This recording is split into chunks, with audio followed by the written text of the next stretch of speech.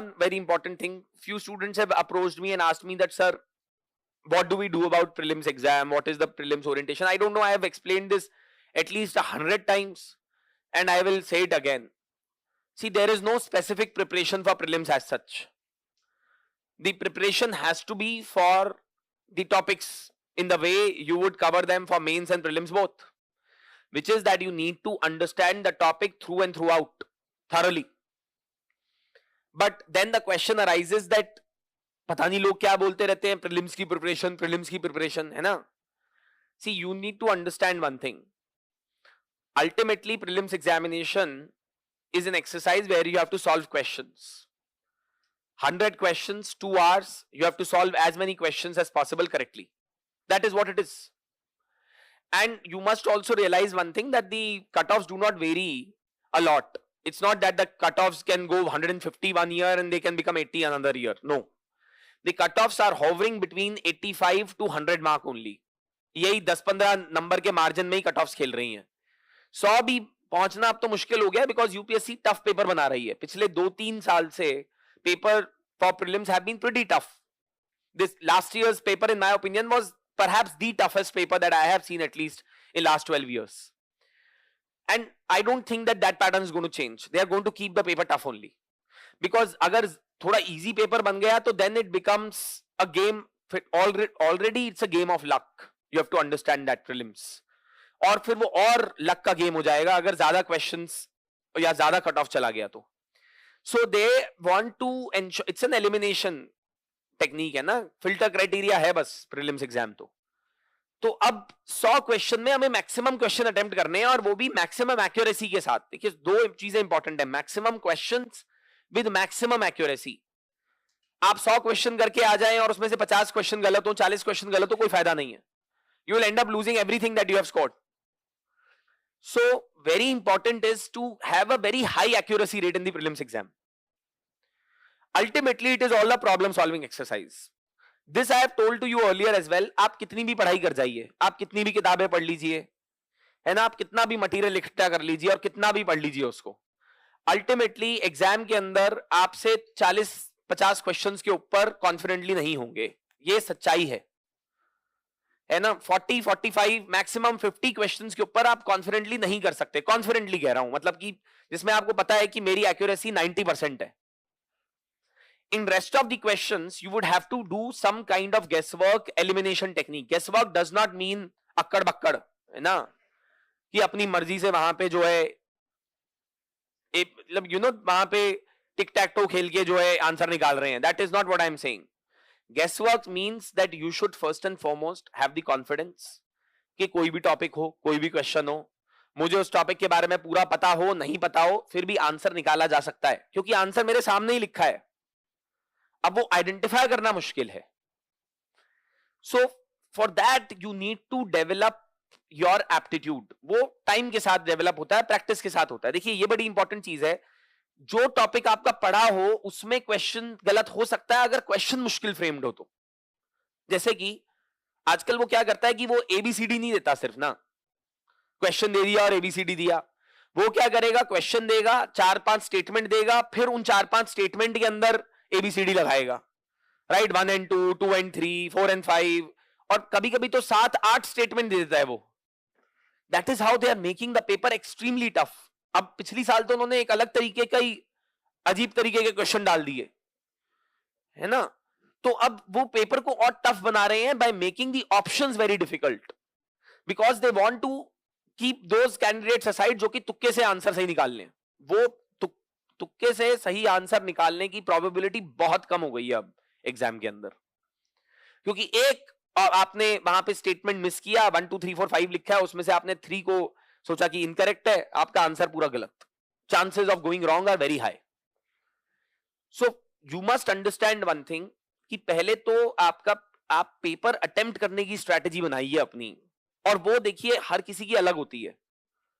What strategy I used to have, I would take the paper and I would just skim through the paper in the first 1 or 2 minutes, because मेरे को पता था 2 घंटे बहुत है 100 question करने के लिए.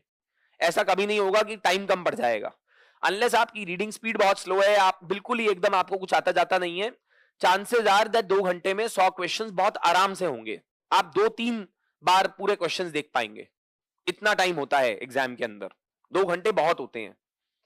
But the problem is that how do you identify the strategy? So the strategy that I used to have, it may or may not work for you. Some other toppers may have given you some other strategy, some other teachers may have told you some other strategy. It's up to you to decide which one you need to follow according to your own aptitude and according to your own skills and ability. What I would do is that I would skim through the paper and then I would see which section seems to be the easier one or where I'm more comfortable. I would start from that section.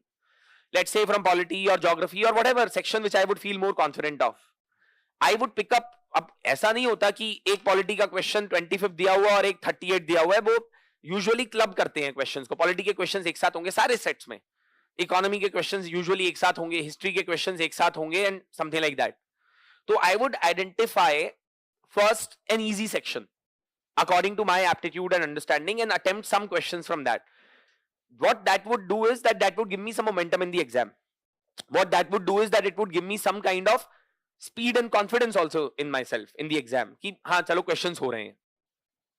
And then after that I would start, जब मैंने 5-10 question कर लिए, after that I would start either from the top 1 to 100 or from 100 to 1 and then just go through all the questions एक करके and see which are the questions which are easily solvable.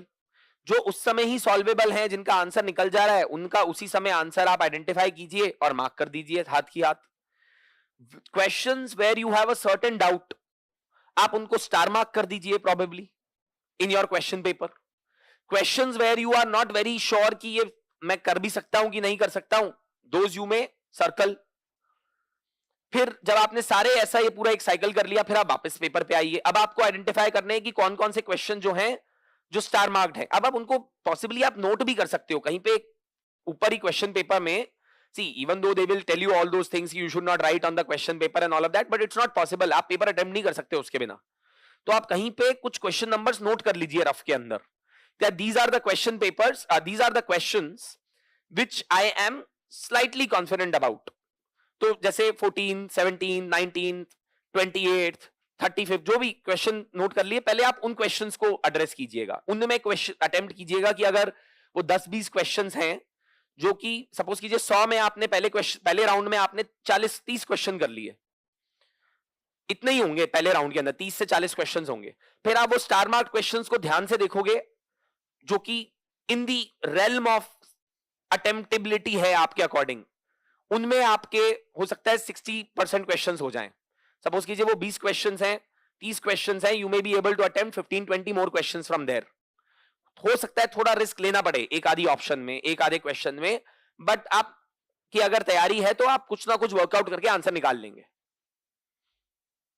Then after that comes the last round in which questions you are not sure of, या फिर जो star mark के अंदर आपने छोड़ दिए थे. अब वो क्वेश्चंस होंगे 30-40 के आसपास, हो सकता है ज्यादा हो किसी के लिए, इट डिपेंड्स है ना, depends on so many things. 40, 45, 50. अब आप उन क्वेश्चंस को आइडेंटिफाई कीजिए और उन क्वेश्चंस में वर्कआउट कीजिए कि यार सबसे ऐसे कौन से क्वेश्चंस हैं जो कि क्वेश्चंस फ्रेम्ड भी आसान हैं, जिसमें ये 1 2 3 4 5 6 7 करके फिर एबीसीडी नहीं किया हुआ है, but rather simple straight forward questions है. वहां पे आंसर करेक्ट ढूंढने की प्रोबेबिलिटी ज्यादा है. उसको वर्कआउट कीजिएगा, क्वेश्चन पढ़िएगा, try to apply your mind, try to think. You may be able to find answer to maybe 20-30% questions there also. फिर एक और last round कीजिएगा of all those questions again which are left, and maybe you may be able to again find some 3-4 more questions, 5 more questions, 10 more questions to attempt. This way you would be able to take your attempt to anywhere between 50 to 80 questions. मैं किसी भी candidate को recommend नहीं करता कि आप 70, 75, 80 questions के ऊपर अटेम्प्ट करके आए प्रीलिम्स के अंदर. आप कितने ही कॉन्फिडेंट हो, उसका रीजन ये है that chances are very high that you would have made mistakes. अगर आप जितना ज्यादा आप अटेम्प्ट बढ़ाते जाएंगे अपना, उतना ज्यादा chances of mistakes keep going on है ना, keep getting further increased. So you have to be very careful. अब ये कैसे हम अपनी स्ट्रेटजी हम कैसे इवॉल्व करें, ये तो टेस्ट देकर ही होगा. You would have to apply different strategy in different test. एक टेस्ट में सारे 100 क्वेश्चन कर दिए, एक में 80 किए, एक में 50 किए, एक में 70 किए. Try to see, assess your performance. Also solve as many as questions as you can, except giving tests also. and most importantly also solve all the previous year questions of last 10 years. And in this you need to have a strategy. जितना समय आप questions को solve करने में लगा रहे हैं, please spend at least 1/3 time on analysing your attempt as well. Try to see कि मेरा ये क्वेश्चन गलत हुआ था तो क्यों गलत हुआ, फैक्चुअल मिस्टेक थी, कंसेप्चुअल मिस्टेक थी. आइडेंटिफाई किस टॉपिक में मैं क्या तरीके की ज्यादा मिस्टेक ज्यादा कर रहा हूं, सिली मिस्टेक ज्यादा हो रही हैं. Is it geography where my concepts are weak, is it history where my concepts are weak. Is देखिए फैक्चुअल नॉलेज का तो क्या है, उसका कोई एंड नहीं है, there is no end to it. You can keep gaining factual knowledge forever, but you have to identify कि मेरी मिस्टेक्स किस तरीके के क्वेश्चन में ज्यादा हैं, किस तरीके के क्वेश्चंस में सही ज्यादा नहीं कर पा रहा हूं, कौन से टॉपिक्स में ये ज्यादा है. That you need to know about yourself. I can't tell you that. वो आपको एनालिसिस करना है बैठ के, on the basis of solving previous year questions, on the basis of solving the test series questions, on the basis of solving various practice questions. जितना ज्यादा करेंगे उतना ज्यादा आपकी स्किल शार्पन होंगी. और इस भुलावे में तो बिल्कुल मत रहिए. I have told you this several times earlier as well कि हम पहले सारा सिलेबस कर लेते हैं फिर क्वेश्चंस करेंगे. ये कभी नहीं होने वाला. You can take it in writing from me. I have never seen any candidate जो कि बोल के मुझे आके बोले कि सर सब कुछ हो गया हमारा, और पहली अटेम्प्ट में तो 101% नहीं हो सकता है ना. you have to be practical as well. So you must try to make the maximum out of whatever limited knowledge that you have.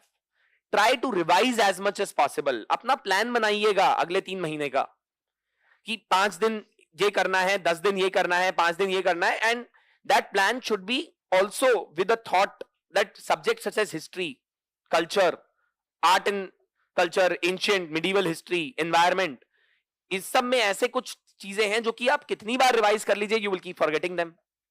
So it's better to revise them closer to the exam. Right now you focus on those subjects where the concepts can be retained for a longer time. Polity, perhaps economy, geography, है ना. Previous year questions देखिए किस तरीके के questions वो पूछ रहे हैं. मैपिंग से बहुत सारे क्वेश्चंस आ रहे हैं. A lot of questions are being asked from government schemes and programmes. तो ये सब चीजें आइडेंटिफाई कीजिए. And do not run after these, monthly current affairs magazines and this and that and everything, और जितना जो मार्केट में मटेरियल आ रहा है नया नया. दूसरी बात मैं बार बार ये बोलता हूं कि अगर कोई भी कोचिंग इंस्टीट्यूट, कोई भी टीचर, कोई भी किताब ऐसा क्लेम कर रही है जी हमारे यहां से 25% क्वेश्चन आ गए, 75 क्वेश्चन आ गए, 50 क्वेश्चन आ गए, वो सबसे बड़ा बेवकूफ बना रहे हैं आपका, है ना. या हमारे यहां से 50% क्वेश्चन आ जाते हैं हमारे मटेरियल से. ये कैसी बेवकूफी भरी बात है. इन लोगों ने या तो कभी खुद एग्जाम दिया नहीं है, या इनका अगर हो गया तो तुक्के से हो गया, या फिर ये जानबूझ के they are so dishonest that they are trying to make a fool out of you just to earn money. वो आपको किसी भी हद तक बेवकूफ बनाने की कोशिश कर सकते हैं कुछ भी बोल के. So it's a strict no go from my end that you should join any classes, any coaching institute, any test series that claims or makes these bogus claims. These people are the biggest frauds. Unfortunately, that is the truth. They are just making a fool out of candidates. मेरे को इतने साल हो गए इस exam की पूरे cycle को खुद देते हुए, तैयारी करवाते हुए, स्टूडेंट्स को गाइड करते हुए. मेरे से कोई आगे पूछ ले सर आप बता दीजिए कौन से क्वेश्चन आ जाएंगे, मैं नहीं बता सकता. कोई नहीं बता सकता. ये बहुत ही ज्यादा डिसऑनेस्ट और फॉर्जरी वाली बात है किसी का भी बोल देना ऐसा, है ना. This is intellectual and complete lack of integrity on their part, professional integrity on their part, dishonesty on their part to be making such claims. Please stay away from such people. Please stay away from such coaching institutes, from such material. It is only going to do harm to you. Because आपको लगेगा आपने सब कर लिया है, but in reality आपने कुछ नहीं किया है. Please understand that. Another thing, lot of students come and ask me, sir हमने monthly current affairs magazines वगैरह regularly पढ़े हैं, newspapers पढ़े हैं, क्या PT 365 करना जरूरी है? See, PT 365 कोई अलग नई न्यूज नहीं निकाल कर ला रहा है. It is that same news, same information which has been recycled and has been compressed in form of those certain number of pages. So if you have done something earlier, आप उसी को revise कीजिएगा. एक बार maybe you can just run through the table of content of PD 365 or whatever and see if there is something which is new there. But उससे ज्यादा आपको कुछ करने की जरूरत नहीं है. Do not put yourself under that much pressure. That is what you need to understand. है ना. तो प्रीलिम्स की प्रिपरेशन जो है वो कोई अलग प्रिपरेशन नहीं है. only thing is that you must identify what are the topics which are very focused towards prelims, जिसमें बहुत heavily oriented towards prelims है और जिसमें UPSC asks a lot of questions. Spend more time on that, right? So I hope that this addresses that doubt, because every time and now students come and ask the same question and I really don't know what different thing I should be telling. जितने ज्यादा questions करेंगे, जितनी ज्यादा अपनी problem solving skills own करेंगे, उतना ज्यादा आपका बेटर जाएगा exam. And give full length test. बार बार बोल रहा हूं, ये जो अभ्यास हम करवा रहे हैं वो दीजिएगा, डरिएगा मत, इससे मत. और उससे आप किसी भी तरीके से do not get extra excited कि आपके किसी एक टेस्ट में किसी कोचिंग इंस्टीट्यूट के 120 130 नंबर आ गए तो प्रीलिम्स हो ही जाएगा, या फिर किसी में 50 नंबर आए हैं तो नहीं होगा. These coaching institutes whatever, and I'm talking about vision also very responsibly, we cannot possibly replicate the kind of quality that UPSC has because of number of reasons. हमें बनाने होते हैं 25 30 40 टेस्ट साल के अंदर, UPSC को बनाना था एक, तो क्वालिटी में फर्क होगा ना. And secondly, see, that's a constitutional body with all the resources at their disposal.